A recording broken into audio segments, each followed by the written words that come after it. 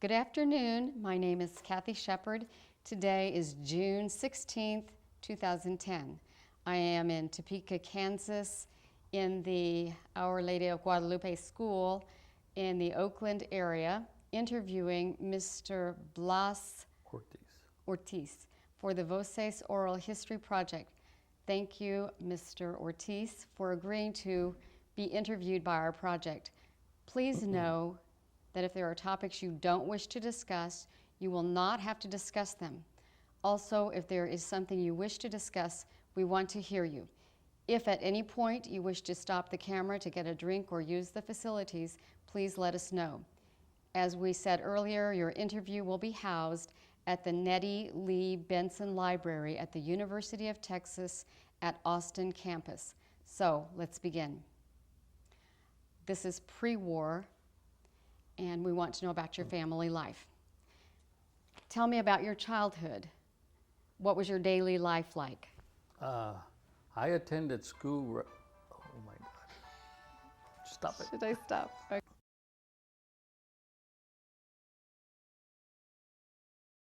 All right, and your childhood? I grew up here in the Oakland area. Even though I wasn't born here, I was born in Spencer, Kansas, which is about 15 miles east of right here from downtown Topeka, out in a farming community. And my parents moved here when I was 1 year old. And I grew up here in Oakland and attended this school, Our Lady of Guadalupe, through the 8th grade. And we used to play basketball, baseball, football. We were always active in the neighborhood, and we all used to like to run. And we were in pretty good shape. And that's what helped me a lot, which I didn't know at the time. Later on, it was going to be very important for me to be in good shape, you know. And when I was attending school here, after my 4th grade, we started selling papers. We used to go downtown, and we always walked. Once we got out of school, from here, we would walk all the way downtown to 4th and Kansas Avenue and place our order For newspapers? for the newspapers. And then you had to go all the way to 8th and Jackson, is where the publishing building was at, the Capital Journal at that time. And the first one online were the ones that got their papers sold the fastest. So it was good to be fast and run over there and get your papers, and you could sell them out real fast and go home. And you got paid per Paper. piece, per paper? Nickel. A nickel per paper. So if you were Can you imagine what you pay for a piece of paper, for a newspaper today? Oh yeah, I know what it is. But if you were fast, how many could you sell? We ordered around 20 to 30 newspapers and just walked down Kansas Avenue, and the majority of the time you could have them all sold within 3 blocks. Nice. That was great. So that was, so that was $1. That was pocket money. That was a lot of money back then, back Okay. in the 50s and 60s. You know. And what did you do with that money? Did you give it to the family, or was that yours? That was my spending money. I see. Okay. I bought my first bicycle with that money that I ever had. And that probably helped you in your business also. Yes, it did. Instead of walking and running. Yes. Okay. So do you have brothers and sisters? I have 5 brothers and 3 sisters. And 2 sisters died at birth. So there was 10 of us. Total that were born. And you grew up with how many? 5 brothers. You grew up with the 5 brothers? And 3 sisters. Okay. Yeah. And I assume that you each did not have your own bedroom, right? Nope. Sure didn't. We shared a bed. Okay. 3 of us shared a bed. Yeah, the boys and then the boys. girls. All right, so were you the oldest No, I'm the youngest of the boys. of the boys? Your sisters are? And my baby sister, she's the youngest of everybody. Okay. Yeah, and oldest is Catherine. She's the oldest of everybody, and she's the oldest of the girls too. Okay, so you're second from the youngest actually, but the youngest of the boys. All right. And I have 5 brothers. Okay. And did you have to help take care of any of the others? No, no. So you were. They were older than me, so they took They care of took me. care of you. All right. Yeah. And the kinds of things that you did with your brothers and sisters, what was that? We played baseball, basketball, football. It was. You had your own team. Yeah, we used to. The whole neighborhood, we all used to play together, you know. And that's why so many people in Oakland know each other. And Right, right. You know, where we'd come and play basketball right here in the school ground, and some of us had courts in our own backyard, you know. Yeah. very nice. We made our own. Hmm. We made our own, yeah. Sounds like a good childhood. Mhm. What kinds of things, well, you already said that what kinds of things you guys did together. Anything else that you remember that you and your siblings did routinely, or any special memories? When we went back to Mexico, where my father was born, in La Piedad de Michoacán, and I was, at that time, I was 16 years old, 15, 16, and we went to go visit the cousins and my uncles in La Piedad de Michoacán, which were my dad's brothers and sisters on his side.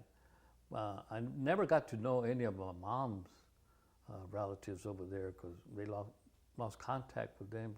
Because she was born in Silao, Guanajuato, which is another state, and we never made it over there. But what was ironic at that time was I had a cousin. She was my age, and she was 13 years old. That's right, I was 13, she was 13. And she was going to get married, and I talked her out of it, and everybody was mad at me because I talked her out of it. I said, "You're too young to get married." And that was, well, they did that back in Mexico. You know, they got married young, very young. And she did get married. Hopefully she thanks you now. I don't know. Where were your favorite places to be? Well, growing up here, Mm-hmm. we used to go to the movies, especially on Saturdays. Used to cost you a dime to go all day. At the Cozy, you could go all day they had cartoon movies all day. It started around 9 o'clock in the morning till 5 o'clock in the evening, and we could spend the whole day in there. Was it air conditioned? Yes, it was. Nice. It was nice. They used to have quite a few theaters here in Topeka. They used to have around 8 theaters in downtown Topeka back in the 50s and 60s. Yeah. Okay. And what did your parents do? My father was a laborer for the railroad, Santa Fe Railway Company, and his job was he maintained the switches between Topeka and Atchison, Kansas.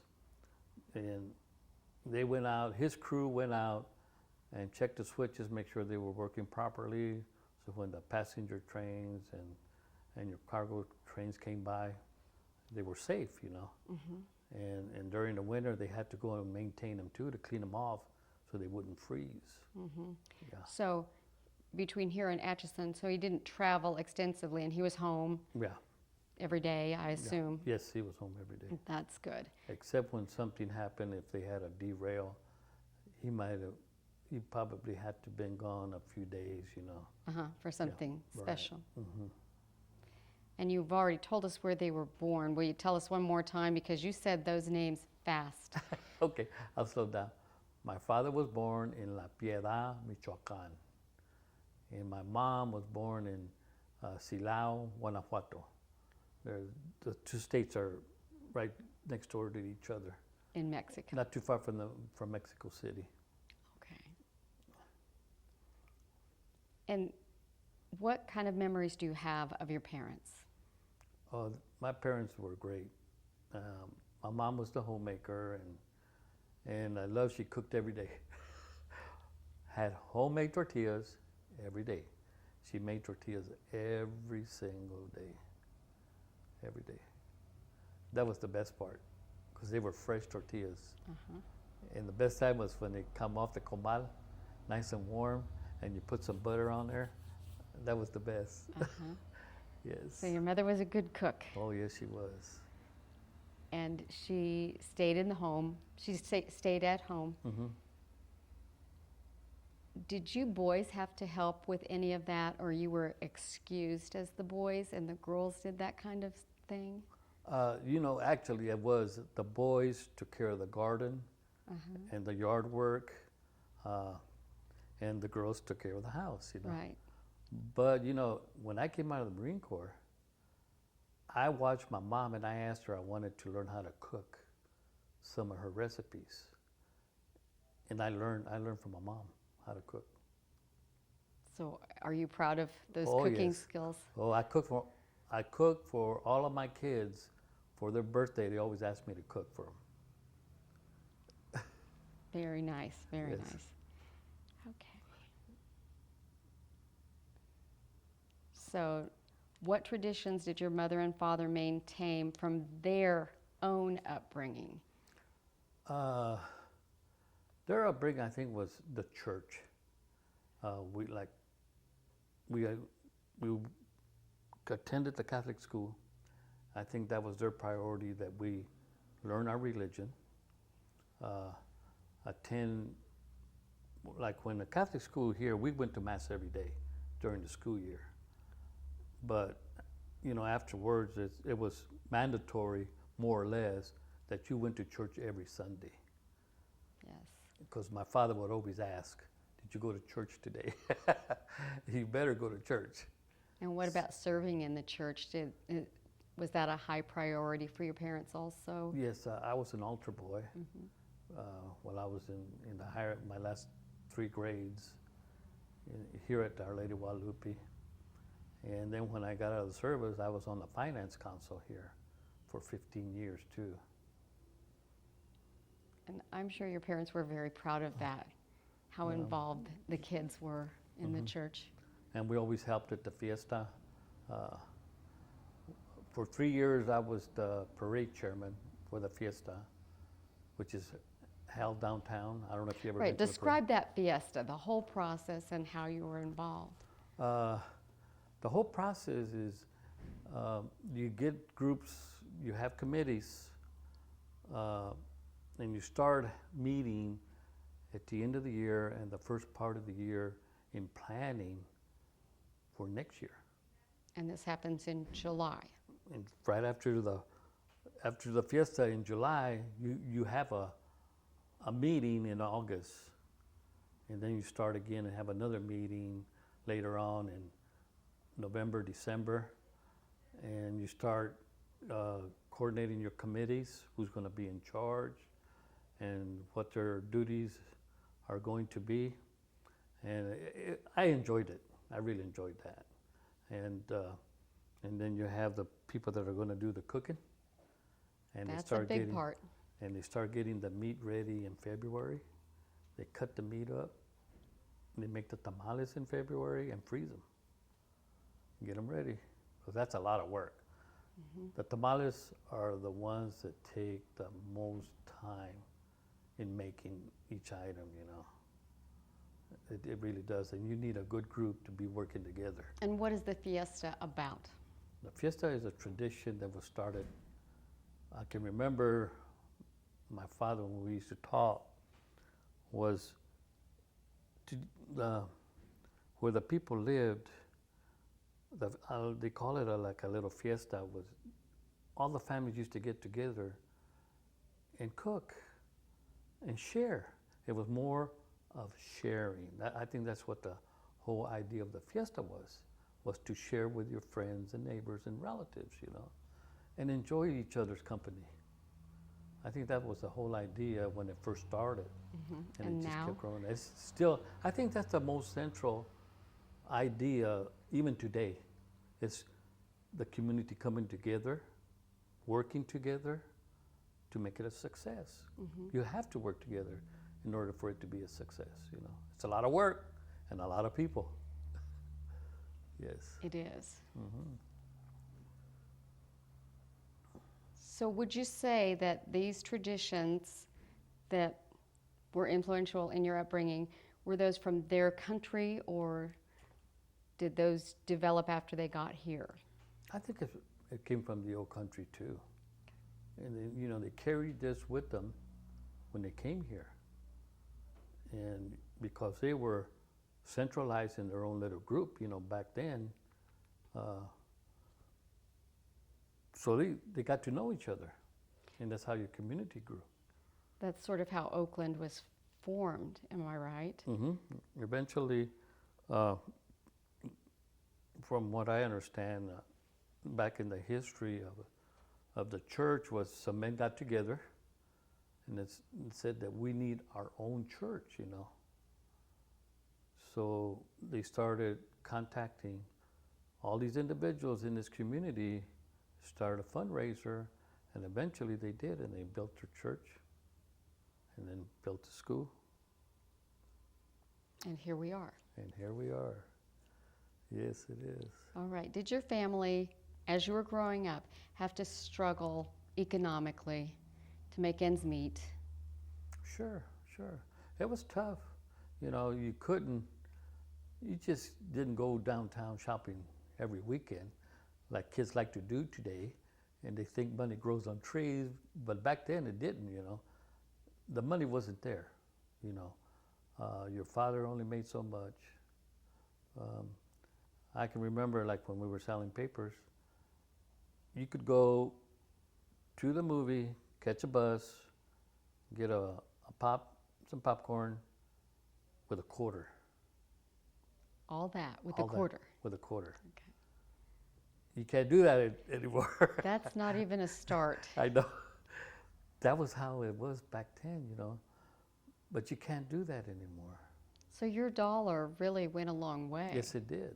Yes, it did. $1 was a lot of money then. It was a lot of money. So realizing there was a limited amount of income, how did that affect your family, or did it? I got a lot of hand-me-downs. With that many I think brothers. we all did. Everybody was hand-me-downs, you know, and even relative to relative, there was hand-me-downs. Sure. That makes sense. Did any of your family members participate in World War II or the Korean War? Yes. I lost a cousin at Iwo Jima. He got killed at Iwo Jima during World War II. And my oldest brother served in the Navy during the Korean War. And I had another brother that served in the Air Force. And I have another brother that served in the Marine Corps also. And those were during conflicts? Well, World War II, Korea, and the other ones were in between Korea and Vietnam. They kind of fell in between, so two of them did. Okay. How old were you when your parents died? I was already out of service. My father died in 1979. And how old was he? 79. Okay. Yes, Okay. he was, because he was born 1900. I remember that, 1900. And your mother was close in age to him? Yeah, she was born in 1905, and she lived to be 90. My goodness. That's a good set of genes. Do you think your attitudes about the country, and I'm guessing this country, were different from your parents? Sure. I think like our parents then was during the revolution when they came over, my grandfather came over and my father, and I remember when some of the uncles used to come by and they get together and they'd be talking about the old country. And there was an uncle that lived here that used to ride with Pancho Villa. And he had a cousin that rode with Carranza. Those were the two generals. And these two guys were always arguing who was the best. They were always arguing who was the best, you know. But, you know, one rode with Pancho Villa and the other with General Carranza, you know. And they used to argue about that, who was the best, you know. But he ended up moving here, the one that rode with Pancho Villa, and he passed away here. Yeah. So their memories are very different on what was important during During a war. The Revolutionary over there in Mexico. Yeah. Do you think the expectations and opportunities were different for you than your parents? Oh, yes. Mm-hmm. Yes, it was. I think they endured a lot of prejudice when they first came to the country. I experienced that when I was growing up, right here in Topeka too. I can remember a restaurant that used to be on 4th Street, and it had it written on the big board behind the counter, blacks and Mexicans served in brown sacks only. You could not eat in the restaurant. You could buy something there, but you could not sit down and eat in that restaurant. What year would you say that was? That was back in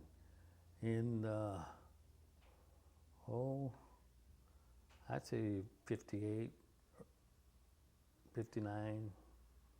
59, 60. Now, do you think that any of those types of prejudices still exist? Here? No, Okay. no. Because there's a lot of places that I've gone to and I can remember that we knew we couldn't go in there. And I've been in there now, you know. That's a good thing. Yeah. That's a good thing. So the kids now are not experiencing any kind of prejudice that you No. experienced. Not as open as it was, you know, back then in the late 50s and 60s. You know, in the 50s and 60s, it was kind of rough. There was certain places that you could only go to, certain restaurants, movies, even the movies. And you just knew what it was and obeyed. Sure.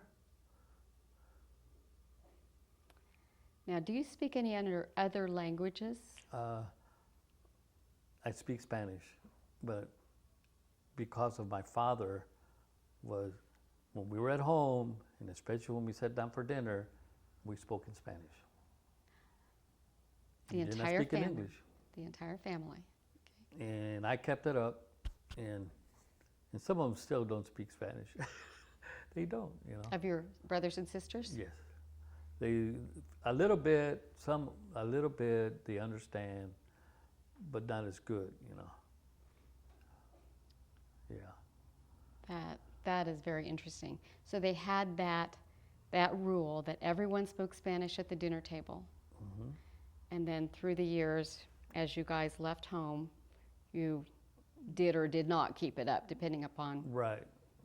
Majority of the time, I think everybody has kind of drifted away from that to help your children understand and learn English better.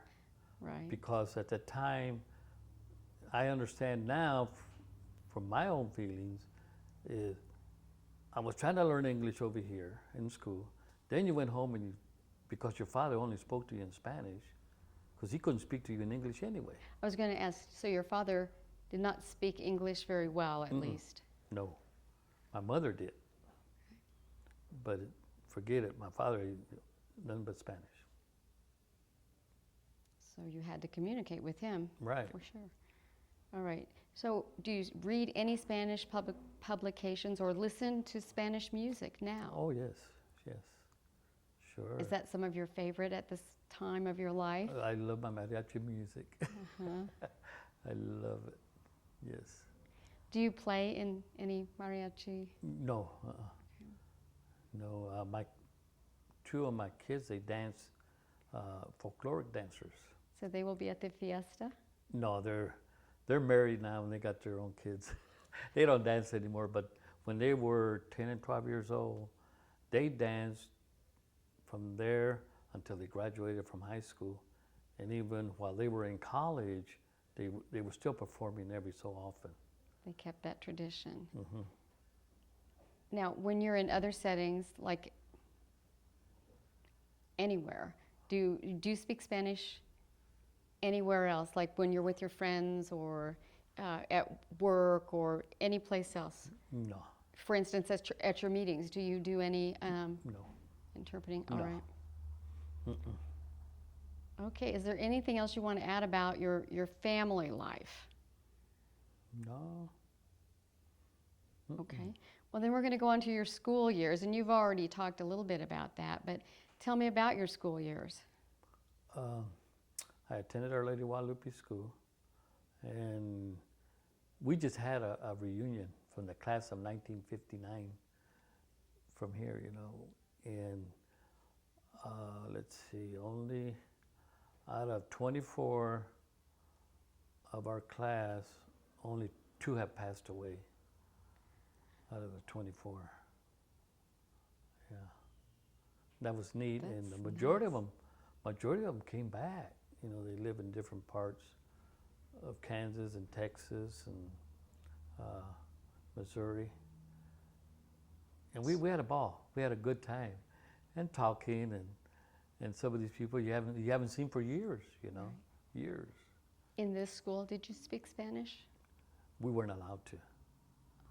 We were not allowed to speak Spanish. They were very strict on that. They wanted us to learn English. Okay, so that was not a part of your curriculum. Mm-mm. Nope. I wonder if it is. Is it today? Yes. Okay. Mm-hmm. They have, you know, I don't live here in Topeka anymore. I live in Delia, Kansas. It's a little community northwest of here, 30-some miles. And I have a granddaughter that I'm raising, and she goes to a public school. And they even had a teacher that came in to teach the kids Spanish over there. You know. Is that in Rossville? No, this was in Delia. Okay. And they closed that school down. Now she's attending Silver Lake School. Okay. Mm-hmm. Now, how many years were you in school? I graduated from high school, from Hayden High School, which is a Catholic school. Okay. I attended Washburn for a year, and then I took bookkeeping and accounting at Platt Business College. And where's that? It used to be here in Topeka, and they moved. They used to be on California Street a long time ago. And Clark's used to be right here by where Wolf's camera is at. Used to be right in that building in there. Downtown. Mm-hmm. And with that education, I became a purchasing agent and accounts clerk with the Veterans Administration. So this was all prior to your service years? No. Military service? Okay. No. So break that down for me. You went to, obviously you graduated from? After I graduated from Hayden in 1963, I applied right here for the Santa Fe Railway.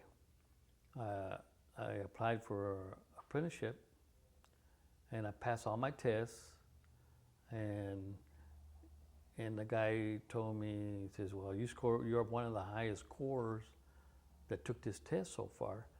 And he asked me if I had done my military obligation. And I told him, nope. And he says, well, you go take care of your military obligation, and when you come back, I'll have a job waiting for you. I said, okay. So I decided to go join the Marine Corps. Well, tell me why he called it a military obligation. I think I finally realized, I think what they were afraid of, if you started working and you got drafted. So they that didn't was want to during the invest draft. They didn't want to invest that money in training you, and then you have to leave and then come back and retrain you again. I think that was that was the deal on that. Yeah, that You know. makes good sense then. You know, Okay, so then you joined I joined the Marine the Corps. Marines, Mhm. and you served how many years? 4 years. Okay, and then when you came back, then you went on to college. Is that Yeah. correct? Well, no, first I came over here and worked at Santa Fe. Okay. And I came back after my military obligation. That building right across the street right here used to be the Modi Power building. That's where they had their offices. And I walked in, and that man remembered me. And he says, "You got your discharge papers?" I said, "Right here." And he says, "Go take your physical on a Thursday." Well, when I came back, he says, "Do you want to start on Monday?" And I started that Monday. Very nice. So you worked for a little while, then you went to college. Yeah, and then I worked 8 years here, and I said, "No, this is not for me. I'm going to go back to school." So, Good. yes. Okay. So, all right, you've already told us where you went to school. What were your first years in school like?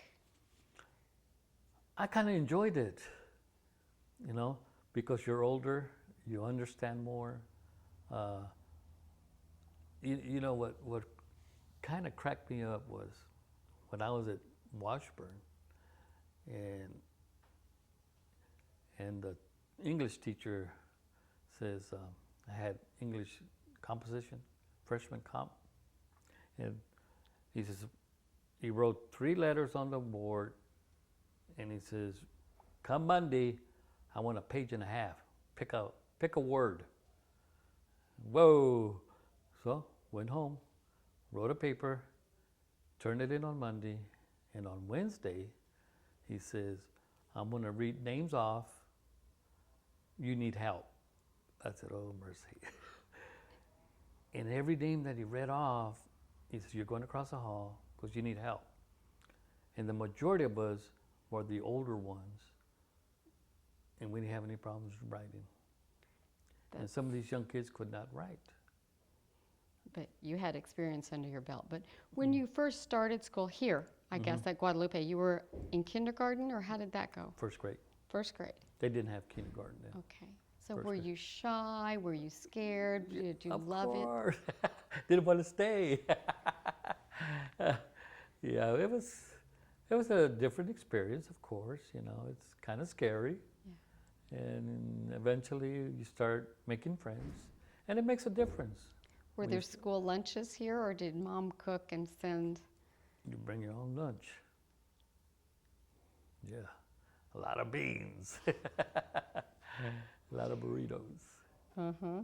All right. So, and this is your school right here. What was this school like? Does it seem familiar here? Actually, when we first started here, this school was not here. It was a 3-story wooden building, and it kind of set like half of the school, like where the gym is at over here on this part. That's where the old school was at, and it was a 3-story building, and there was nothing here, and there was one big classroom Just one room. on different floors, you know. So how did that go? First floor was what? The lower grades and the middle grades, and the older boys were up on top, 7th and 8th grade. Okay. Mhm. That's different. And they used to have outhouses. There wasn't no indoor plumbing. Yes. That's right. Now, did the school have activities or clubs that you guys participated in?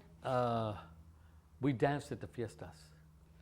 So you were a dancer also. I was a dancer. All right.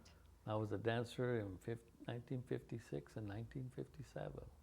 And did they have organized sports like they do now? Basketball. Basketball. So you were a Yeah, but basketball player. Yeah, we played basketball, and baseball was not in the school. Baseball was out in the community. But you did play baseball as a an little organized. bit, not as much as basketball, because everybody loved basketball. Yes, it was a lot easier to play anyway. So you enjoyed that a lot, I can tell. Yes. So what special memories do you have about being in school? Anything that just really stands out? All the friends that I made and the friends that I still have from when we were together since grade school, you know, and we still get together. We started about 5 years ago or so. We started contacting all the guys that came to school here, and on the Friday of the fiesta, we all get together down a friend's house that only lives about a block away from here. Every year, So we get together. How many still live in the neighborhood or close by? 1, 2, maybe 2 or 3.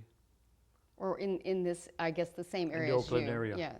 Well, Yeah, and that's you're in Delia now? Yeah, I live So- out of town. Well, that is out of town, but Yes. as far as being within driving distance of Topeka. My driving distance takes me about 40 to 45 minutes to get here. And so, And the of rest your of the group, guys, one of the guys lives in Kansas City.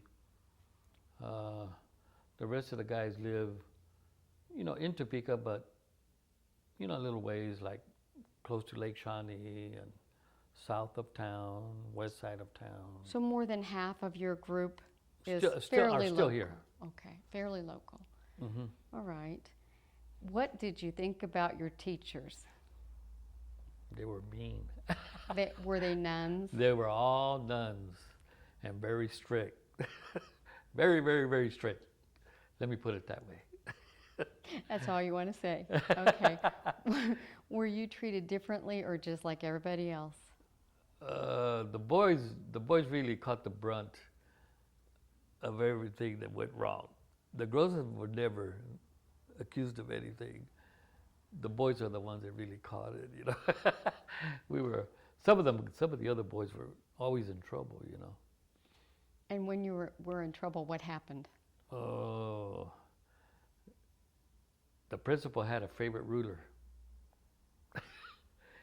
And you put your hands out and she whack you. And you better listen. Okay. That's right. Nothing that scarred you for life. No, no. Back then they were physical. Yes, You can't do that today, but right. But they could when you were in school. you know what? I think it was good in discipline some of these guys that way. I think it worked. And it's too bad they can't use it today. I think they need it. I really do. Maybe sometimes. I really do, because I've been to some of my grandkids' activities, and you see these kids, how they act, and the parents are, I don't know where they're at. I just don't understand. Their eyes may be closed. Well, were your schools predominantly Latino, Yes. including Hayden, or mainly your first through eighth Latino was all right here. And at Our Lady of Guadalupe? we had a few blacks, maybe 2 or 3, and that was about it. And then high school? High school was a mixture. We were outnumbered.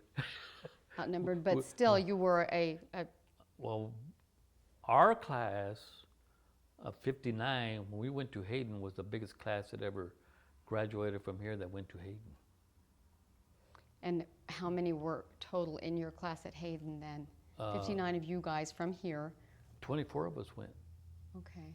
and all the girls made it. So you were about half of your class that graduated from Hayden, or went to Hayden, I'm sorry, was Latino?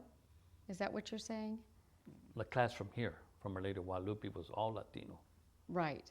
But when you went to Hayden, Oh no, we were a minority.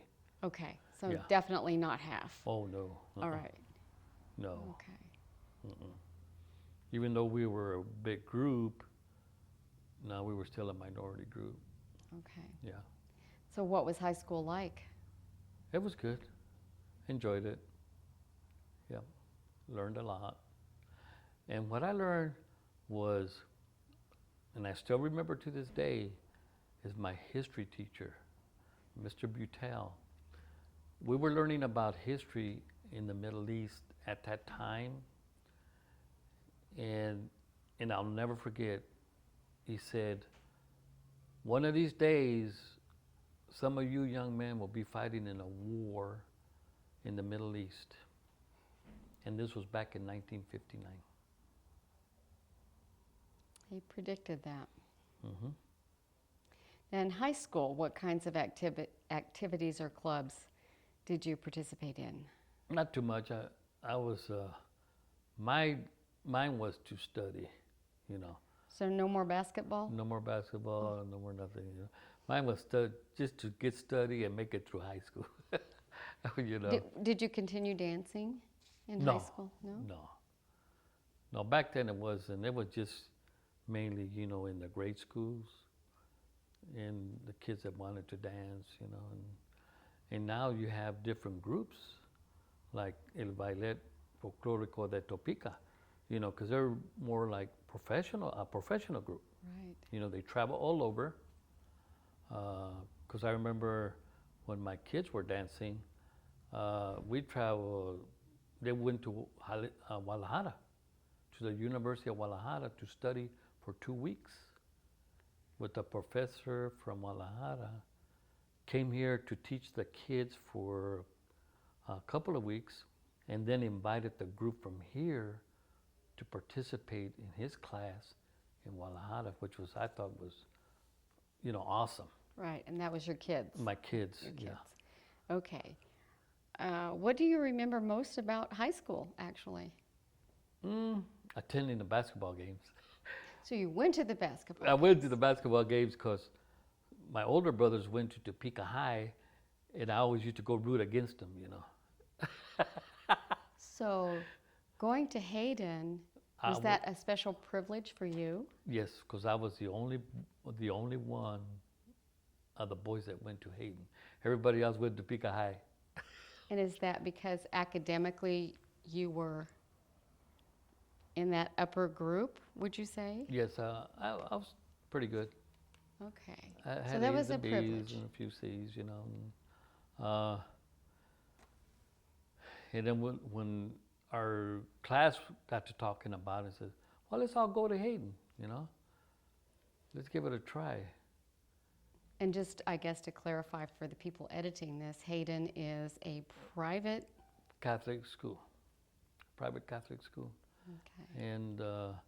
And we would always root, and the guys would always get mad at me because I would root against them, you know. Well, of course, they're big rivals. And they were older than me anyway. Let's see. What kinds of things did you do with your friends after school? I used to work, when I was going to high school, I started working at St. Francis in the kitchen. The hospital? Mm-hmm.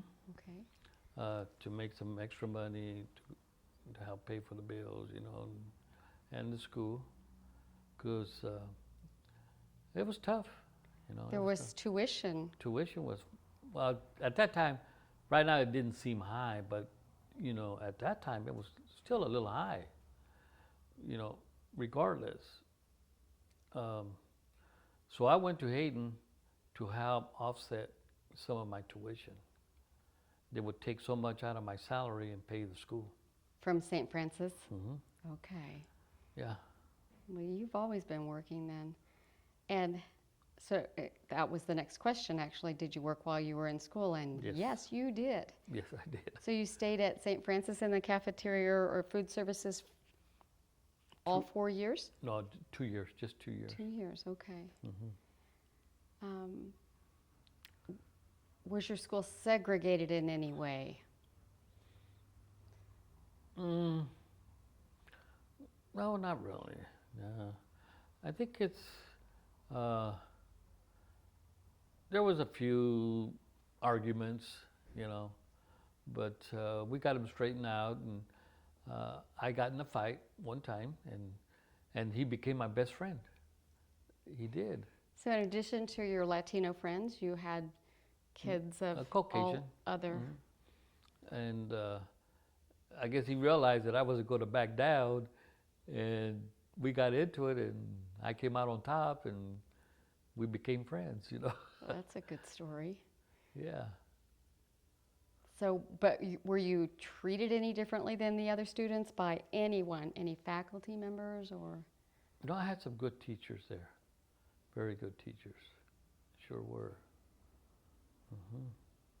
And do you think the education you received was about the same as your brothers and sisters? I thought mine was better.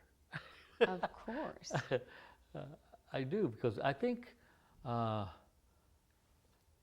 Catholic schools were I think you received a better education because they were more strict and their emphasis was on studying and learning, you know. In the public schools, they could just pass you and let you go, you know. So less emphasis on Education, you know, educating. You get your education, you know. And I have stressed that with my kids. You have to go to college, you know. And I'm glad they did. so And they're they doing did good. what you told them.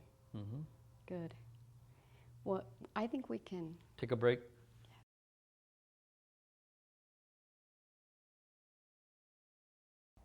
This is Kathy Shepard with Blas again, tape 2. And this is Life After School. What do you remember about what was going on in the country and your community when you were growing up during the 50s and 60s? Well, you know, there wasn't much because we didn't have TVs and all we listened to was the radio.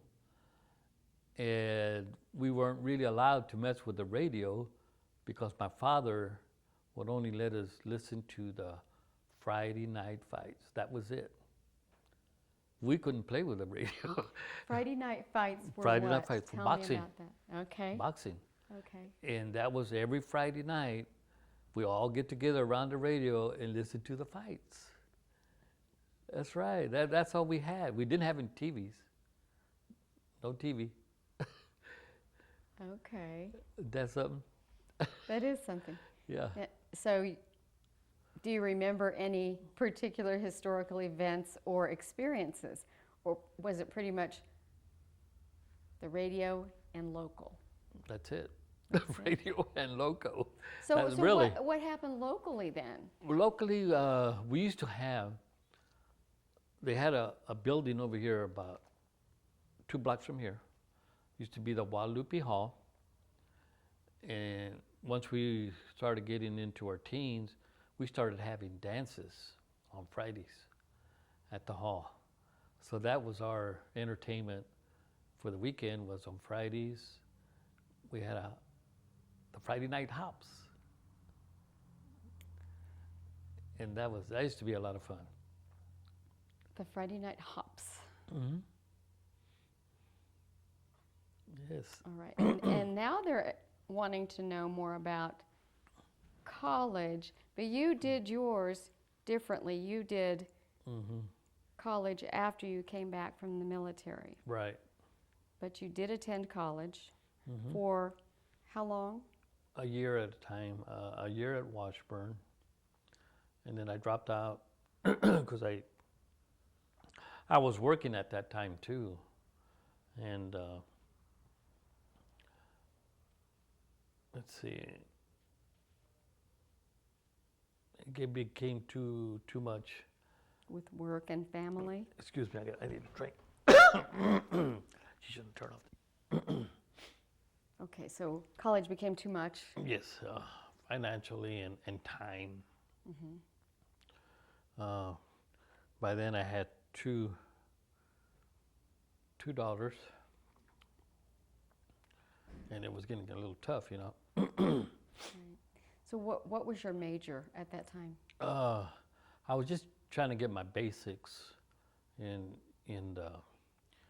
English,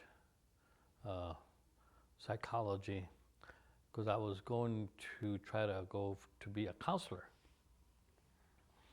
And then that fell through, so I kind of got away from that and kept working at Santa Fe. Okay. So the difficulties, like you said, were the Time and financial. okay.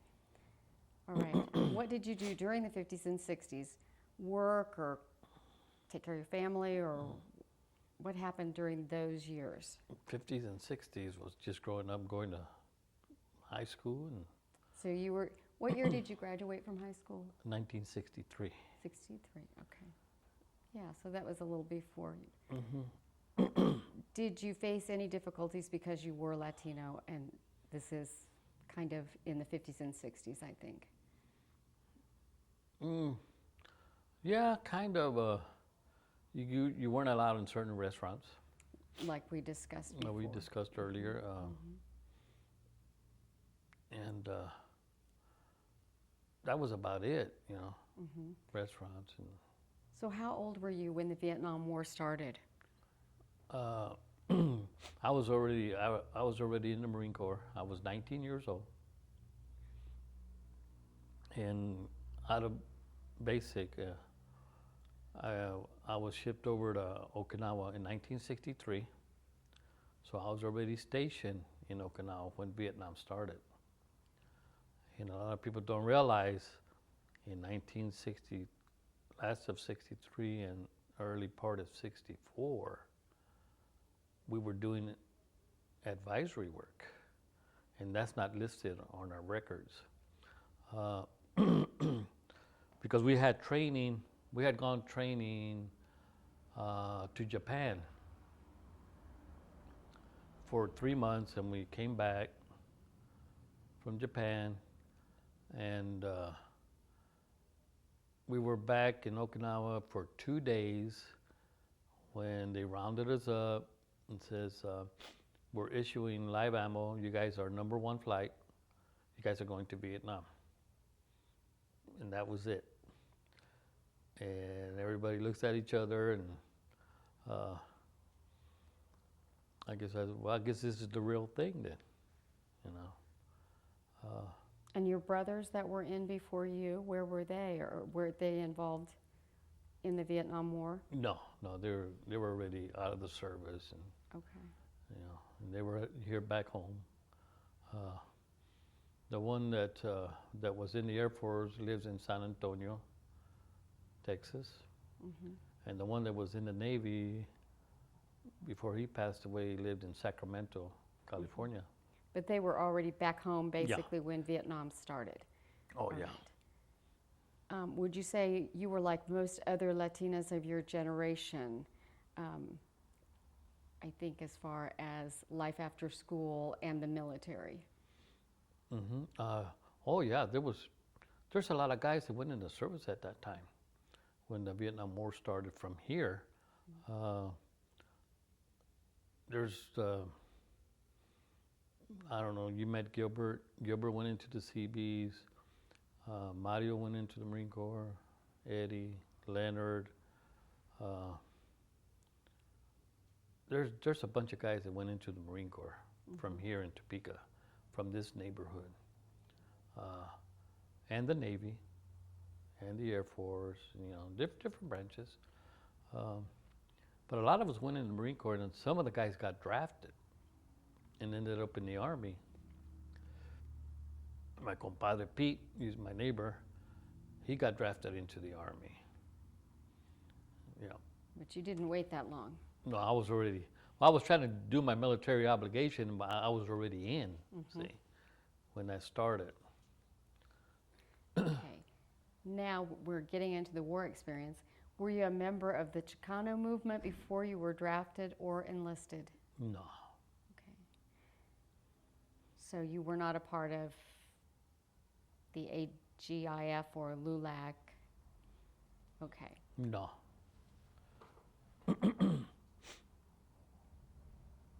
Would you describe yourself as being political or apolitical or something else? Something else. Okay. Something else. So you didn't participate, or did you participate in demonstrations? No. And did you support the war effort? Yes. Were you in favor of? Okay.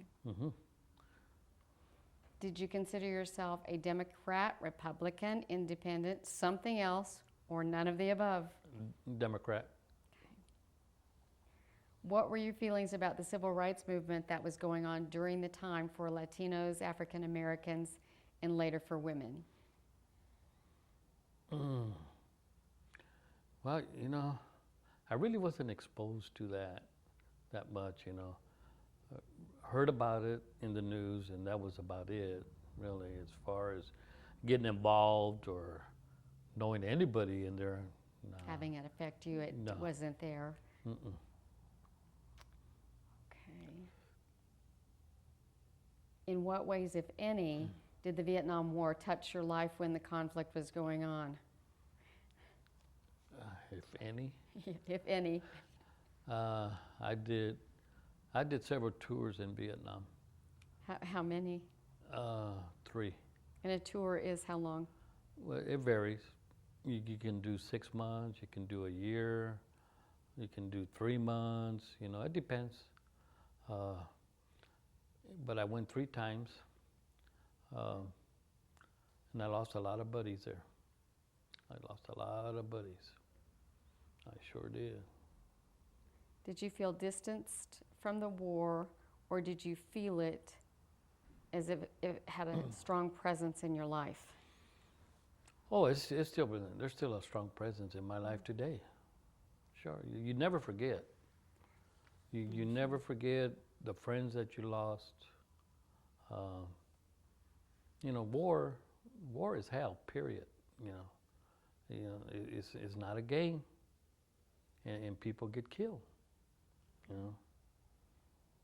Did you discuss the war with your friends and family? At first, no. I wouldn't even talk about it. At first, I would.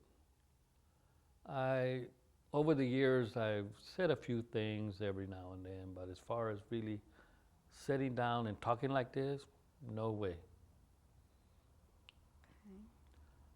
Okay. So, what kinds of things do you remember talking about, if any?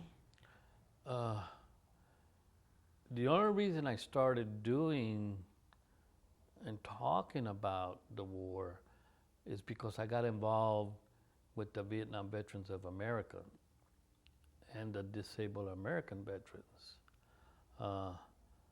My wife and I are both involved with the veterans a lot. But this was many years after you were actually right in the war. See, I wouldn't get involved in anything Okay. within the last five years or so. Okay. For the last 40 years, forget it. You couldn't get me to join anything, really.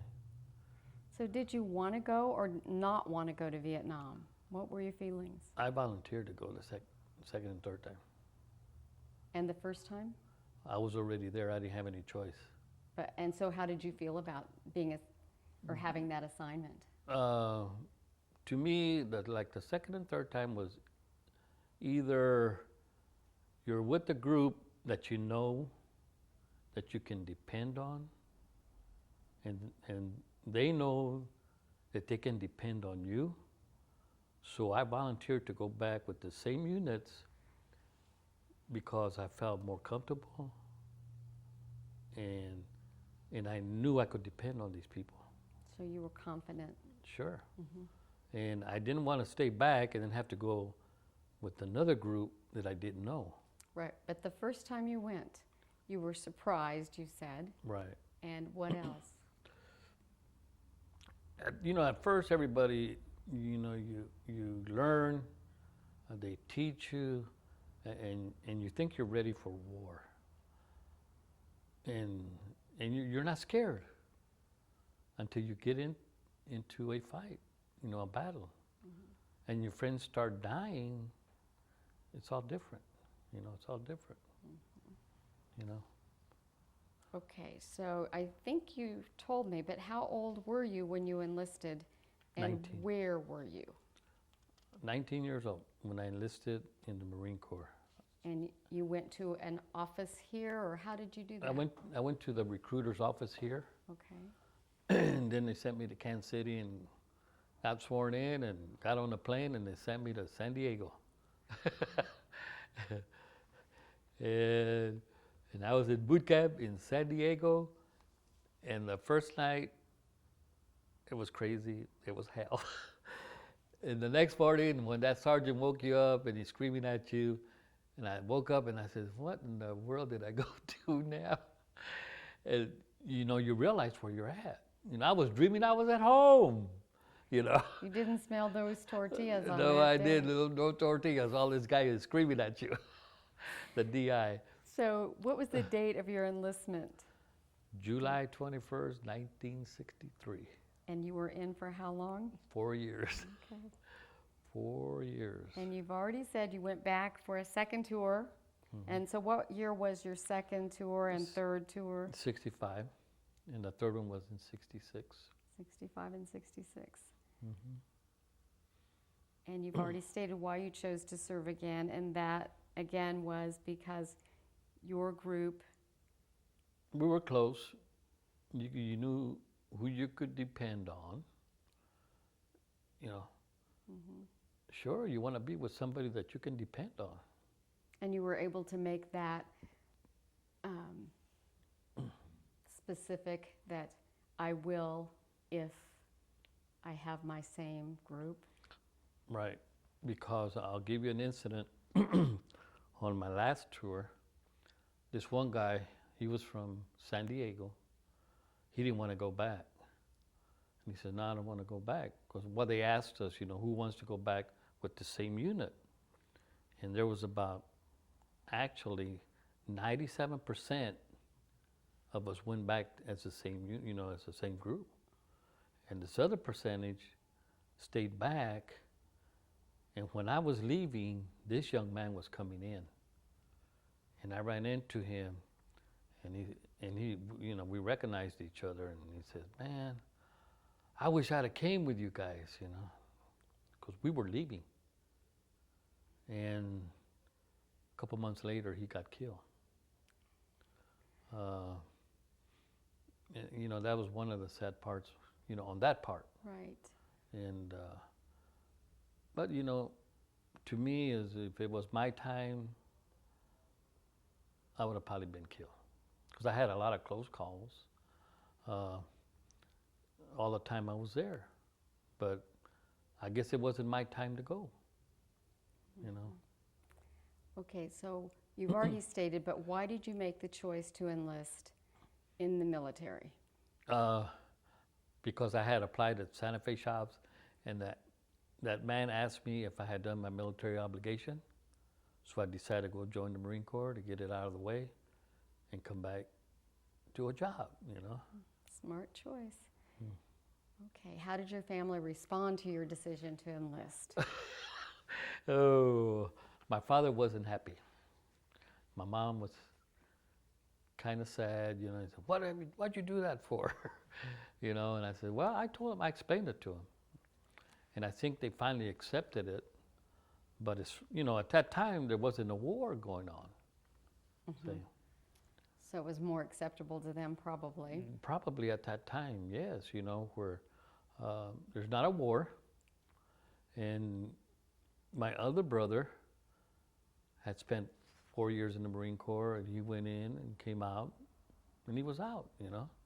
I guess he finally realized, well, maybe he can go in, come back, and get out. So in this community, did most Latino men, was that their course of action? They went to school, went to high school, and then enlisted or were drafted, or was that common? I think it was the ones that wanted to join, because I have one brother, he got married, so he never went into service. And he's 2 years older than I am. And he never had to go. He never got drafted. So this community was not upset about the numbers of men leaving the community for the military? You know what? I don't think so. Because the majority of the older people were from World War II. They were World War II veterans. So in actuality, were they proud? I think to they were see proud. You go? Sure. You know, they served, and now we were serving. I think they were very proud of us, you know. Sure. And so they saw it more of an obligation that you needed to fulfill, just like your Santa Fe guy. Right. Okay. Were you married when you went to Vietnam? No.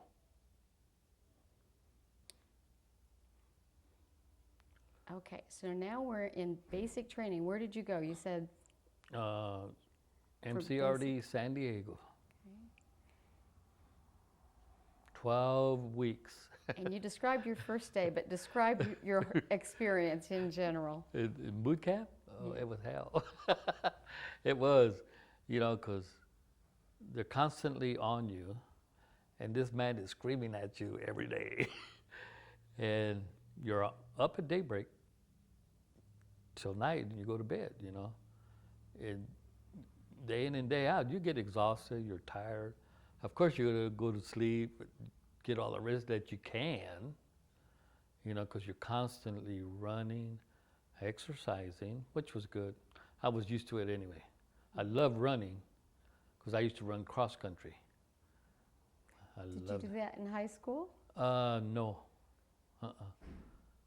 Like, my deal in high school was to study and get my education, Okay.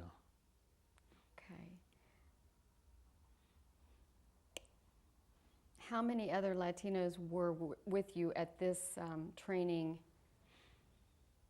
facility? I made a lot of friends, especially one was Garcia. He's from California. We have kept in contact since boot camp. There was a whole bunch of us in there. Did any of you guys speak Spanish to each other? Oh, yes. Yes, especially the guys from Texas. Especially guys from Texas and California, we all used to speak Spanish. So what other parts of your culture, Hispanic culture, did you guys maintain when you were together? We always spoke in Spanish. Okay. When we were together, But when you were back and doing your job, forget it, except when we started receiving the Puerto Ricans. And a lot of those guys did not speak English very good. So we were having to do a lot of interpretation. You did? Yes. Okay. Yes. So when you guys were together, did you eat, your Hispanic foods, and did you maintain your church attendance? Right. Okay. And we used to find the Mexican restaurants, like in Oceanside and different parts, and oh, yes. Okay. As soon as we could get off the base, we were gone. Go eat some good Mexican food. Okay, so you did make friends at training camp. Yeah. Well, in boot camp, you didn't get to go anywhere. This was after boot camp. It was after boot camp, okay. Yeah. Do you have a special memory during your training? When I shot expert with the rifle. When I shot expert at the rifle range, I got a pass. Only the guys that shot expert got a pass to call home that evening. And I had a pass to go use the telephone, and I called home. Oh, what was that like? Did your mother cry? I talked to my brother. They weren't home. Oh. And my sister, my youngest sister. But it was nice we were connect. close together. We were pretty close. She's the one that always wrote to me. Oh, good. And kept me in contact of what was going on with the family back here. Good. Yeah, she always wrote to me, let me know.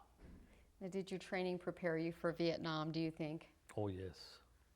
Good. Yes, we had, you have night maneuvers, going out in the bushes out there in the mountains in Camp Pendleton. You do some training there, and then after boot camp, you go to Camp Pendleton. And that's called ITR, Infantry Training Regiment. And you do another 4 weeks there at Camp Pendleton to kind of prepare you. And Okinawa was really a good one because of the jungles there. So there was more training there. More training in Okinawa, yeah. Were you briefed about the people and the culture and the terrain of Vietnam? Oh, yes. Mm-hmm. So you knew Sure. about And that was the And it same was way. accurate when you got there. That was all. No, what they you were shooting at expected. us when we got there. We actually, our battalion, we were on the first beach landing since the Korean War. And when we got off them boats, they were shooting at us. So it wasn't a picnic. It wasn't gonna, No sightseeing. no sightseeing. No. Okay. Well, now they're going to ask you. I'm going to ask you more questions about being in Vietnam. When you got there, when you arrived, what did you think of the indigenous population, the people of Vietnam? When when you experience these people and you see how they live and how poor they really are and how they are controlled and you think about the way we live back here versus the way they live, it's pitiful, It's sad that these people really don't have a voice.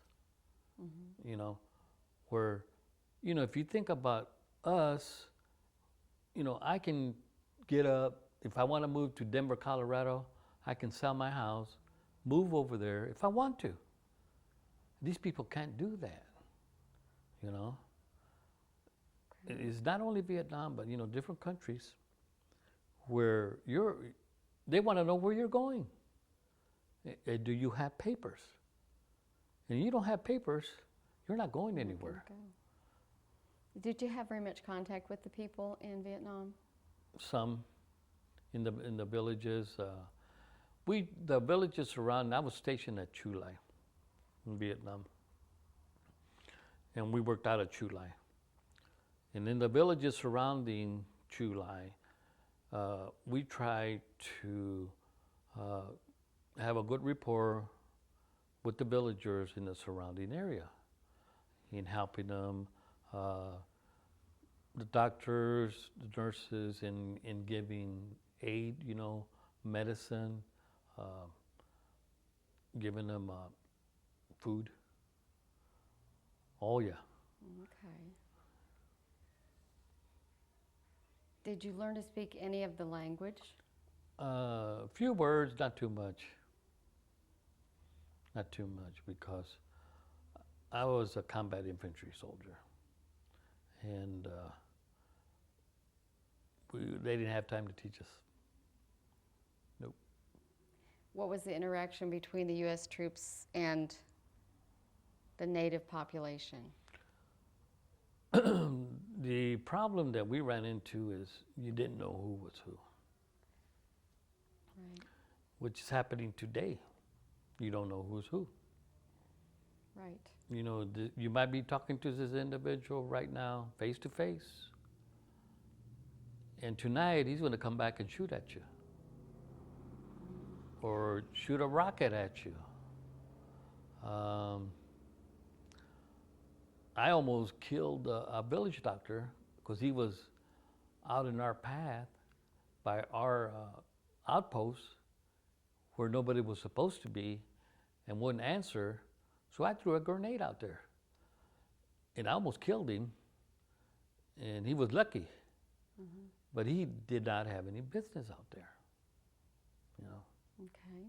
Well, what about with the native women? The U.S. troops and the native women?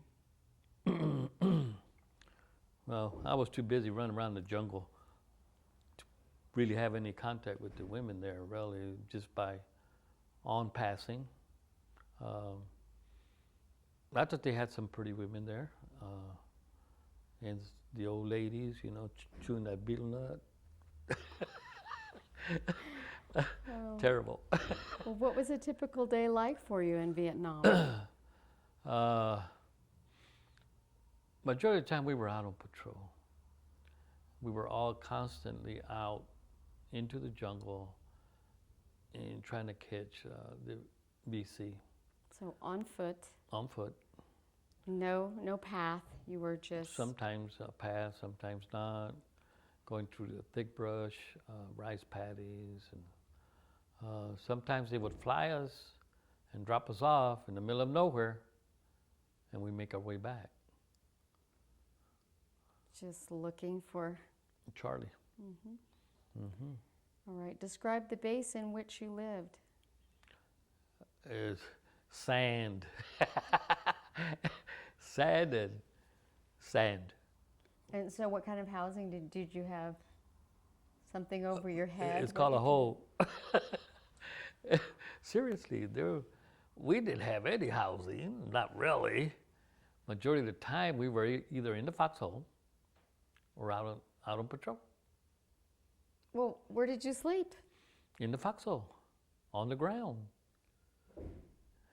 It didn't make a difference. No pillows, no blankets? No pillows, no blankets. You made yourself as comfortable as you could. So I guess there was quite a bit that you missed about home. Yes, there was. Sure. What What did you miss the most? Home cooking. Home cooking. You know, we would actually sometimes buy a chicken from one of the villagers so we could get our sea rations and put them in a pot and dump our sea rations in there and get the chicken, clean it up, and put it in there to give it a little better taste. Right. Yes. Describe the ethnicities of the people in the base. Was it mainly, or was it mainly Caucasian? Was it just a mix, or who was with you? It was a mix. Okay. It was a mix. It was blacks, Mexicans, Caucasians. We had an attachment of Marine Corps Korean Tiger Division.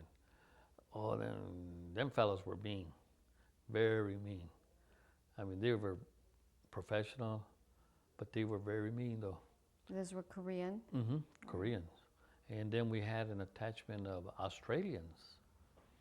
And they were cool. The Australians were cool. And they were real good. They were good fighters, very good fighters. So did you have any kind of relationship with these, other people that you were with, like the Koreans or like the Australians? The Koreans kind of kept to themselves. The Australians, we got to talk to and interact with them more, but the Koreans, they did not interact with anybody. They would go with you, but as far as when you came back, forget it. They just stayed to themselves. They sure did. All right, and I've asked you this before. If there were other Latinos stationed with you, did you all speak Spanish with each other? Yes. And you said yes.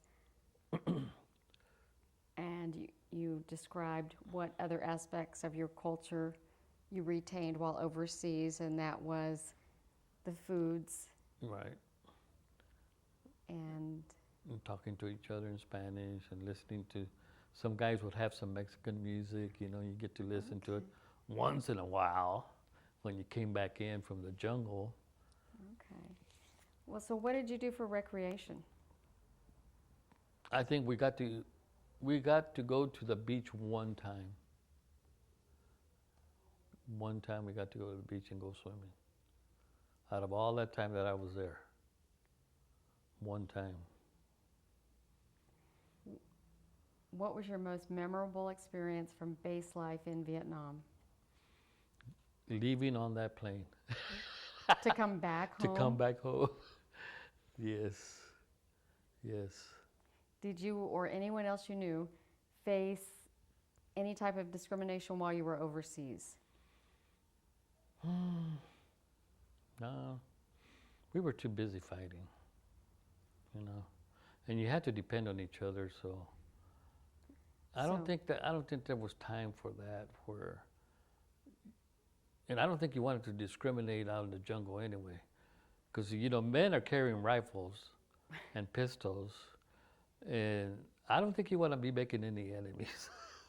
I think you want to depend on that individual, because if you need him, he's going to be there for you. And if you alienate him, you're going to be in trouble, Right. you know. Now, did you notice any racial problems among the enlisted men or the women or the officers? Did they discriminate against each other? At first, I noticed there was some kind of, I don't know, these guys from the South, I think they really didn't care for the blacks. And you could tell it, you know, the way they spoke, and you could, you know, listen to them. But once the firefight started, it was a whole different story because they knew they had to depend on each other. Mm-hmm. And like I used to tell them, I don't care whether you're black, white, pink, or green, you better learn to take care of each other. You're in it together. That's right. Did you write letters to relatives and friends back in the U.S.? Very few. Once in a while. Once in a while, like how often? Not that often. I really didn't have time. Was the The time? only one I really wrote to was my sister. And how often did you write to her, would you say? I think I wrote to her about 5 or 6 times. Okay. That was about it. Did you keep any kind of a diary or a journal about what was happening? Yes, I had my sea bag, I had pictures, I had a real nice camera. And when we did one beach landing, my sea bag disappeared. I never got it back. And all my pictures and everything gone. So that documentation isn't there. Nope, just up here. Mm-hmm. How did you feel about fighting against communism and the communists? I thought it was right. And if you think about history, at that time, communism wanted to dominate. And that's what it was all about. You know? Did you feel like communism was a big threat to the U.S.? Sure. What did the military say about communists? We have to fight them here, not at home. You know.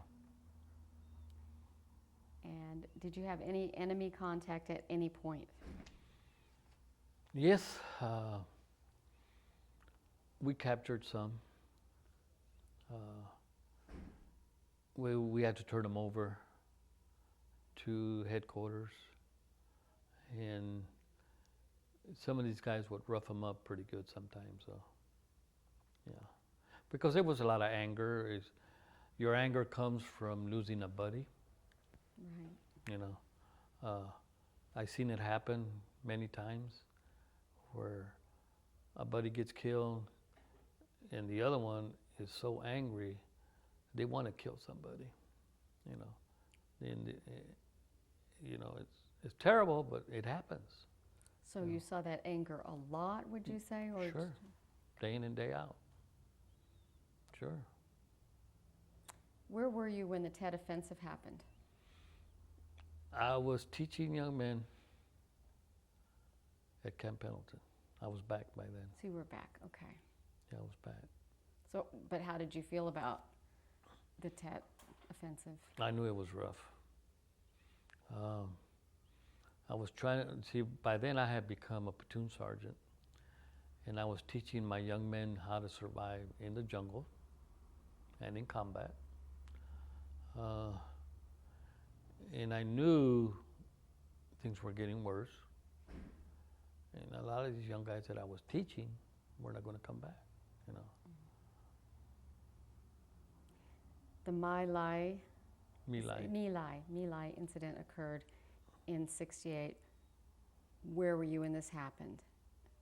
And I was 1968. I was home. You were back. I was home. So how did you feel about it, about the situation? I thought it was bad, you know, when you kill women and children, you know, just outright killing somebody like that. I don't think it's right, you know. Sometimes in combat, you're shooting at each other, and they're are going to be innocent people killed, regardless. But on this deal here is in going in intentionally and just killing people was wrong, you know. In a combat situation, you don't know until it's done. And then, you know, you'll feel bad, but it was either you kill him or he kills you. Right. You know, and there's going to be innocent people regardless. I don't care. It's going to happen. You know. So what were your duties while you were in Vietnam, specifically? I was a team leader, and I was responsible for my team. And we'd go out in patrols and ambushes to actually go kill the enemy. You'd sit out there all night waiting for them. Yeah. Were the assignments distributed equally between Anglos, Latino, African Americans, or was there one group assigned to more combat than others? In our unit, no, it was distributed pretty good, you know. Yeah. So in other units, was there a difference, do you think, or not really? I really don't know. You just stayed very focused, it sounds like. I was focused on my people. You know, that was my main objective was to take care of my people, and that was it, you know. Were you ever wounded? I came close. Oh, probably, I don't know how many times. I had mortars blow up around me. I never got hit. Guys got hit in front of me, on the side of me, behind me, and I never got hit. Never you. And the only deal I messed up my foot, and then I got jungle rot in it because of being in the rice paddies all the time. So did you get sent home for that or receive medical treatment? On the way home, I got medical treatment. I went to the corpsman and I told him I was hurting a little bit, and he gave me some stuff, you know, and I kept using it, but I kept going. I didn't want to leave. So you didn't get treatment until on the way home. Yeah. And then I just about lost my leg because I waited too long. Now, were you ever captured at any point during the war? Oh, no. No. I did have one of my men captured. And I didn't realize it till later, and I seen his picture in a magazine because they did an article on him. He was a POW, and I got in contact with him. And he said, you know what, Sergeant Ortiz? He says, I want to thank you right now. He says, you saved my life because what you taught me, I was able to survive in that jungle and get away. That's what he told me. It's a great compliment. Mm-hmm. How did you feel about the military leadership in Vietnam? In my unit, it was good. Overall, whoever the big guys were they? You know what? At that time, I didn't know up above. Okay. It was at my level, in the company level. And you felt there was secure good leaders. and good. They had some good leaders and good squad leaders, and they knew their jobs, and we could depend on each other, which was very important. What do you remember the most about the combat? It's when Operation Texas was one of the worst ones I was in, where I lost a lot of buddies. Some of these guys that I had been through boot camp with, that one really hurt a lot. You know, really, really hurt a lot when I lost my buddies in this one battle. And that same day, I was supposed to have been in this chopper number 3, and there wasn't enough room and my sergeant said, go to the other one. So I took off and got in chopper number 1. And when we were coming into the landing, he got hit and they went down. Number 3 did? Yeah, number 3. I should have been on it and they went down. And none of them made it out alive. So, and that day we got hit real bad. They were waiting for us. It was a unit from the north, and they were tough. But we beat them, though. We beat them. So overall, we was came a out. win. We came out on top. Yeah, we fought hard that day and night, and there's a lot of guys that got killed. Yeah. So you were a leader in your unit? Team leader. Okay. Will you describe the most difficult challenges you faced as a Latino leader?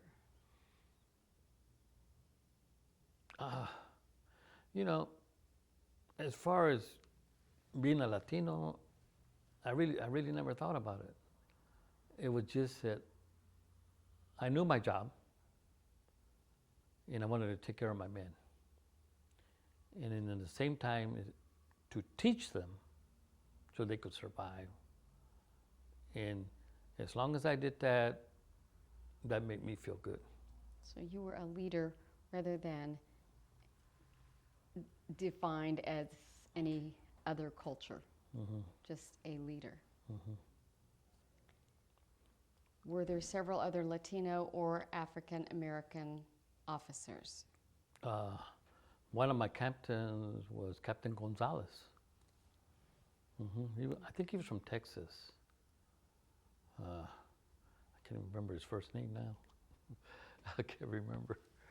But I remember it was Captain Gonzalez. Okay, so that's one. Why do you think there were not more as officers? In the Marine Corps, I think there was quite a few. Were there? Okay. Yes, there was, but as far as having them down in the units was different, There wasn't that many. I think that was the only one I knew. As far as, as a captain. Yeah. But for no specific reason? No. Okay. How did you get along with the Vietnamese people? I think you've already answered that, but as far as the villagers, I think we got along with them pretty good. I think the villagers were caught in between a hard ball and the wall over here. We'd come in to help them, and when we would leave at night, here comes Charlie, and harassing. So I could understand where this individual would have to do so much this way and then do so much the other way in order for him to live, Sure.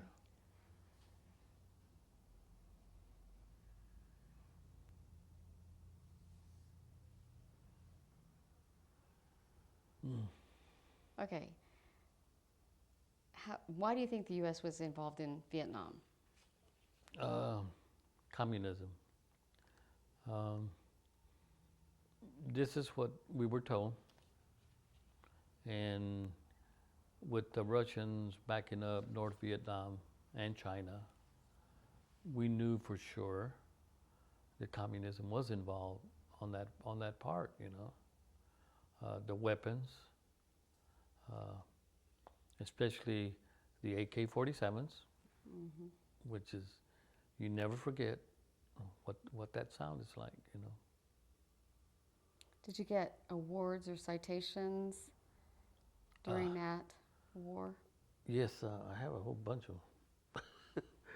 I have the list in there. So they've scanned those, but give me a little briefing on those. Okay, I have it here on that.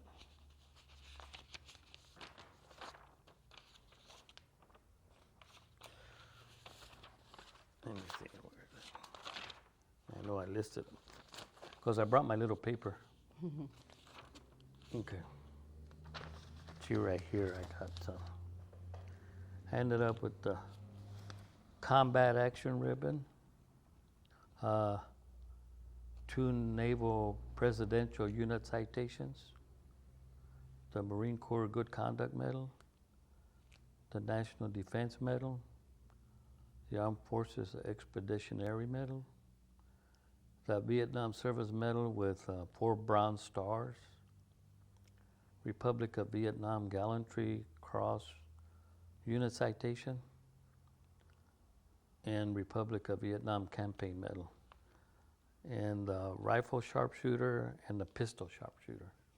That is impressive. Mm-hmm. Okay, we're almost at the end.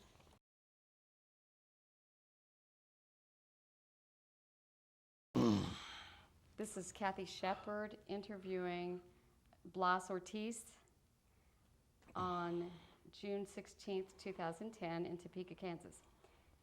How did you feel about the anti-war demonstrations back in the States?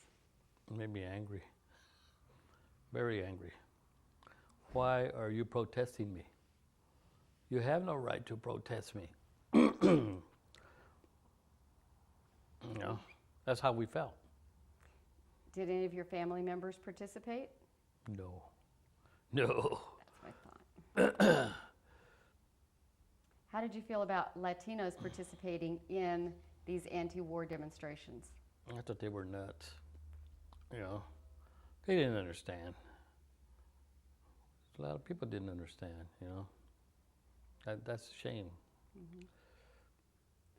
Have you ever been involved in an anti-war demonstration? Nope.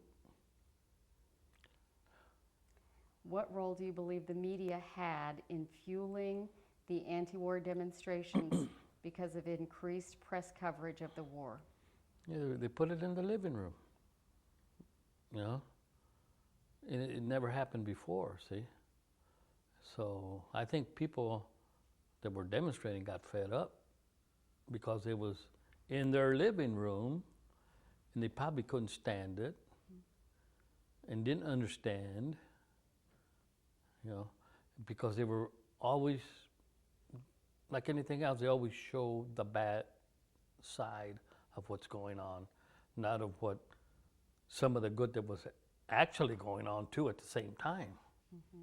See, in building, rebuilding schools, hospitals, giving medical aid to the villagers and all the people, men, women, and children, you know. Mm-hmm. This was going on at the same time. Okay. Do you believe the media was an advantage or a hindrance to the war effort? Hindrance. Sure were. Did you ever see them out there? Once. And I'm glad they weren't around me. Okay. Post-war, this is after the war. How were you treated by the community and your family when you arrived in the States? I was by myself. I wasn't married. I was single. I was wondering, because I went to go see my brother in Sacramento when I came back, and people just kept on looking at me. And I kind of shrugged it off and really didn't pay attention to them. And but I think it was more like, what is he doing here? After I thought about it, and probably called me some names that I didn't hear, which I'm glad I didn't, but I probably got angry, and that's all I needed, So right when you arrived, you weren't greeted by family? No, I made my landing in El Toro on Marine Corps base. Okay. So, no, we were covered back there. Okay. So it wasn't, we didn't have any protesters in there. Okay, good. That was on base, so they were not allowed, on base. Uh-huh. Yeah. But some of the other guys, we have talked about it, where they were spat upon and cursed at, when they landed at different areas. Uh-huh. But not where you landed. Right. What do you think and feel about your service as a Latino in Vietnam? I was proud to serve in the Marine Corps to this day. What do you think and feel about U.S. participation in the Vietnam War? The Vietnam War, Yes. I think it needed to be done. So you felt it was necessary. It needed to be done, and it was necessary in helping those people and trying to help them anyway, you know. And how do you feel about U.S. participation in other countries? I'm guessing that means a war, You mean like Iraq, Afghanistan? probably. I have a son that joined the Marine Corps. Went to Iraq 2 times. He did 2 tours in Iraq. He's home now. Glad to hear it. I'll show you a picture when we get done. Okay. Do you suffer from any disabilities because of the Vietnam War? Sure, I was exposed to Agent Orange. I go to the hospital for treatment. I had to go see my doctor Monday, come to think of it. What did Agent Orange do to you? I broke out with all this stuff in my back, you know, these sores. And, so I get treated. So is that, And my foot, which I almost lost from the jungle rot. which that would, The doctor said if I had been one more day, he says I'd have probably cut it off. okay. Do you believe that the government took care of its troops in Vietnam? Where we were at, we sure did. And do you believe that the government takes care of its veterans today? I make sure of it. I'm involved with the Vietnam Veterans of America. I'm involved with the Disabled American Veterans of America. And we lobby for veterans' rights and compensation. And we do that every day as much as we can. Great. Was it difficult for you to adjust to life in the U.S. when you came back? Yes. It was kind of difficult because the nightmares and waking up, Trouble sleeping? sleeping, yes, sweats. It was very difficult. Still is today. Still is. And what helped you the most? I tried to drown my sorrows in alcohol. And finally one day I woke up and I thought to myself, I said, now this is stupid. So I made up my mind that day and I haven't drank since. And that was over 21 years ago. You're a strong person. So how did the war affect your life? To respect life, enjoy it, you know, because I know there's people out there that cannot enjoy their life like the way I do and the people here in the United States because they don't have that opportunity, you know. Like if I want to move to New York or California, I can pack up and move if I want to. You know, in these other countries, they can't do that. They have to check with somebody. They have to get permission. You know, that's terrible. So you have a positive outlook. And I think people ought to be grateful that we can do that.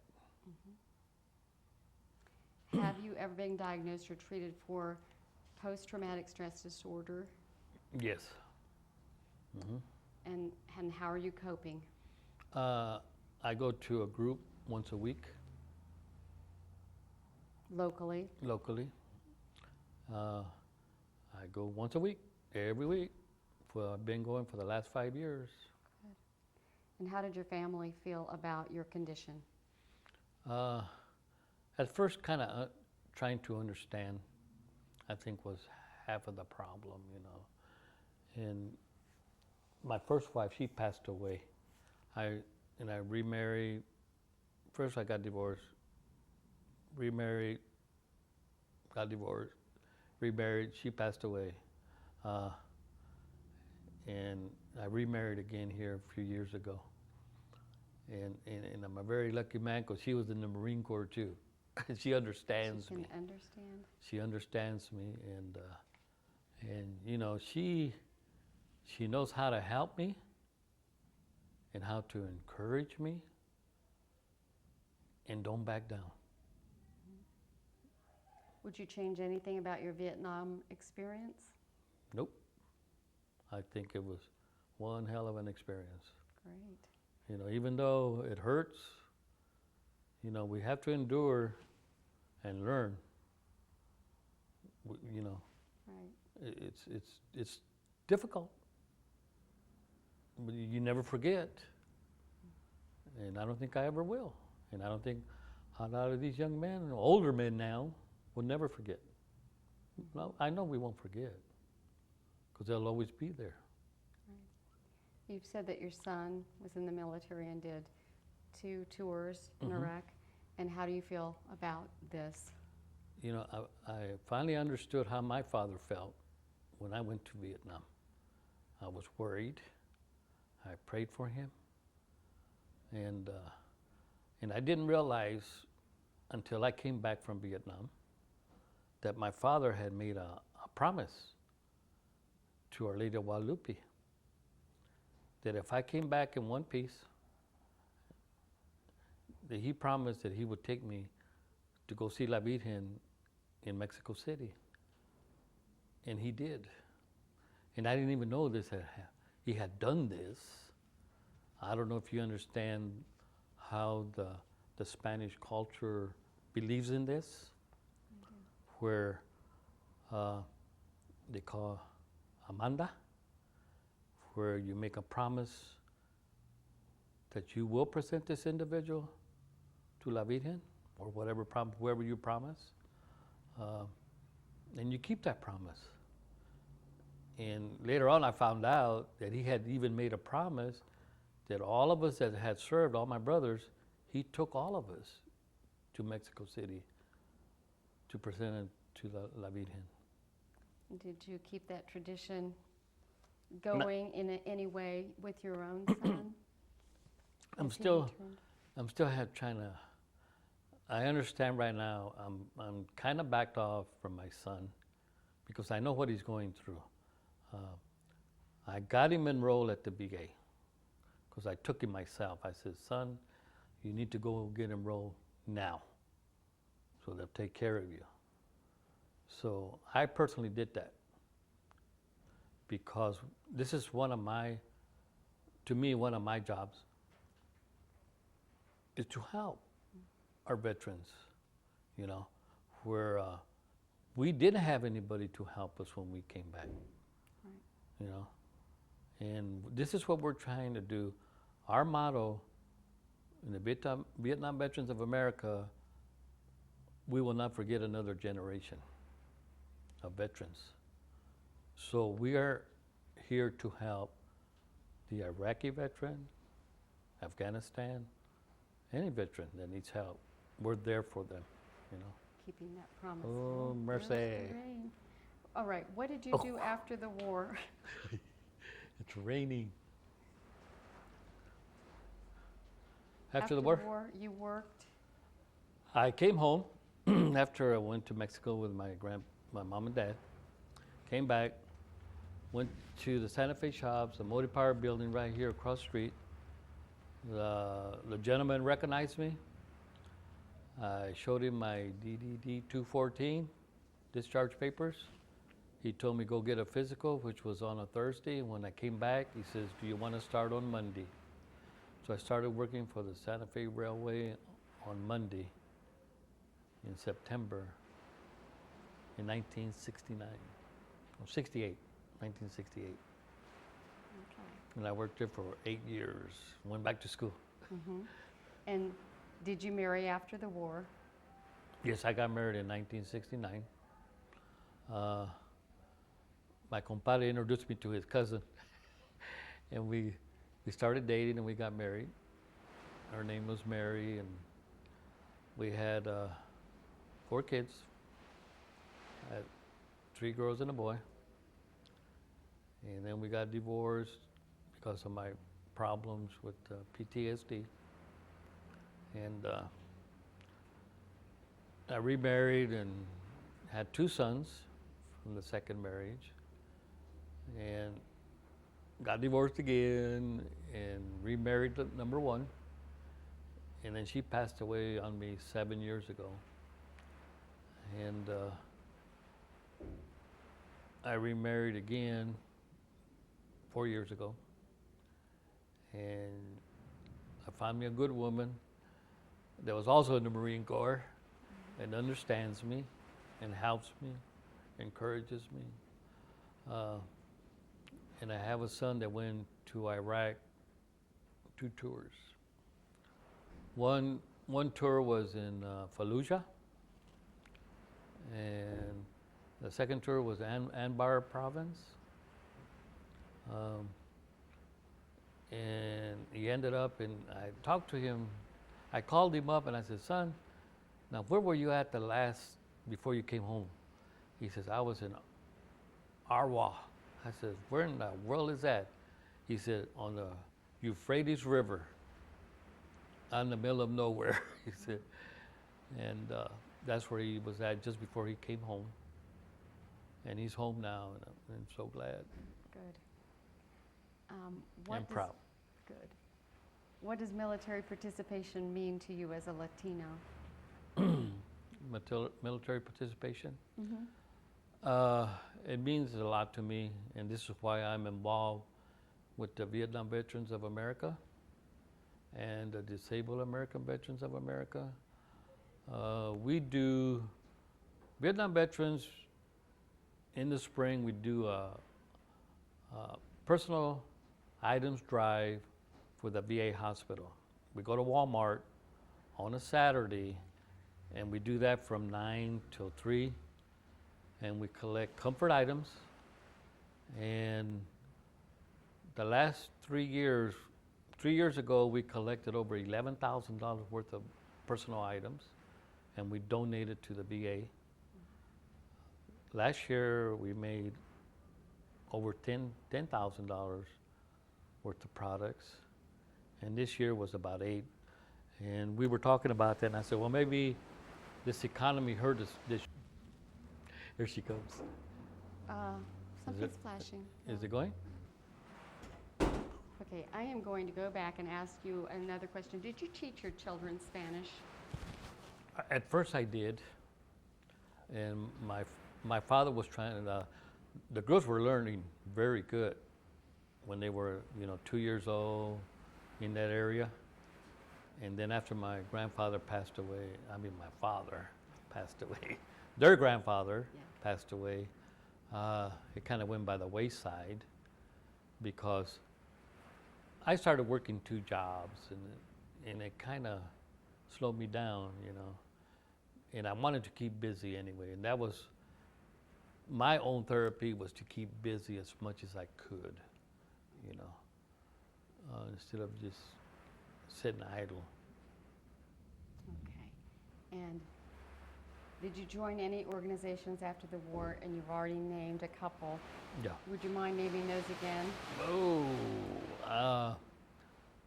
I belong to the American Legion, the Veterans of Foreign War, Vietnam Veterans of America, Disabled American Veterans of America. Right now, I'm on the State Council for the Vietnam Veterans of America. I'm the past district commander for the Disabled American Veterans. I was District 1 commander, which under me was Kansas City, Leavenworth, Lawrence, Topeka, Junction City, Manhattan, Marysville, and Wyandotte. And I stepped down this year, and I'm also right now, chapter number 3 commander I have been the commander for the Disabled American Veterans Chapter 3 for the last 3 years. And that takes up a lot of my time. They wanted me to run for state, and I turned them down because I told them I wasn't ready. I wasn't ready yet. So Need more time. the state level is a lot of work, you know. So my wife is also involved with the Vietnam Veterans of America and the Disabled American Veterans. And she's also service connected. And we enjoy doing for the veterans, you know. We enjoy that a lot, and that takes up a lot of our time. Do you think that Vietnam affected Latinos differently than other races, or do you think everyone was affected the same? Each individual's different. You know, you can't say just because you were a Latino or you were black, you know, everybody's different. Everybody has their own hell to deal with. So, you know, everybody has to deal with it individually. But as a group, it's, to me, is whether you're black, white, pink, or green, it's a great support instrument in which I attend once a week. And believe me, that makes a big difference. Mm-hmm. Big difference in your daily life, you know. Do you think that war had an effect on the Latino community in general? Well, just like any other community, of course it has, you know. It affects everybody, not just the individual soldier. It affects the family too, you know, the wife, the kids. And finally, they're starting to come around in offering support to the family from the Veterans Administration, which I think is great. And it's available to them. And I hope a lot of people utilize that, you know, where it's there. It's there for them. Do you think that TV, movies, and books give accurate representations of Latinos in Vietnam? I don't know. I haven't seen any, so I don't know. The only thing I think comes pretty close in one of the movies is Platoon. Platoon is, I have a buddy that used to live here. The movie that was made was about his unit. And they came here to Topeka to interview him before they made that movie. Since then, he has moved somewhere else, you know. But he was one of them that was in that movie. Okay. You know. So from your life experience, is there a story about the war that hasn't been told or that hasn't been told accurately? Well, I think they all think we're baby killers, which we weren't. You know, there was a lot of good done. And I know there's guys today that have gone back to Vietnam that I have met from different parts in my involvement with the veterans groups, that I have talked to some other veterans from different areas, have actually gone back to Vietnam, have helped to build schools, hospitals, and they keep talking about how beautiful the country is. And I don't remember that part, you know, you don't. But it was, I remember sometimes where there was some beauty to that country. And it's so sad in how it was devastated, you know. Mm-hmm. Do you have any advice to give to future Latinos that might listen to your interview? If you're going to join the service, any branch of service, be proud and always, don't ever back away. Be proud of your service, you know, be proud. Because we have a proud heritage from our ancestors. Because there were a lot of recipients of the Medal of Honor in the Hispanic community. I have a good friend from Texas that I had a ball with him. He came and talked to us. I don't know, maybe you might know him. His name was Roy Benavides. He was a Medal of Honor recipient in Vietnam. And one great guy. And may he rest in peace. He passed away not too long ago. They finally caught up with him. He's a young man, just like me. I'm still young. Absolutely. You know. Is there anything else you want to add? Anything else you want to tell about? Well, I'm proud of my service. And I'm glad that I was able to serve. And I made a lot of friends. And I still keep in contact with some of my friends that I served with. And that makes a big difference. Mm-hmm. We can always talk. Right. Yours is a good story. Thank you. Thank you. Thank you. Thank you.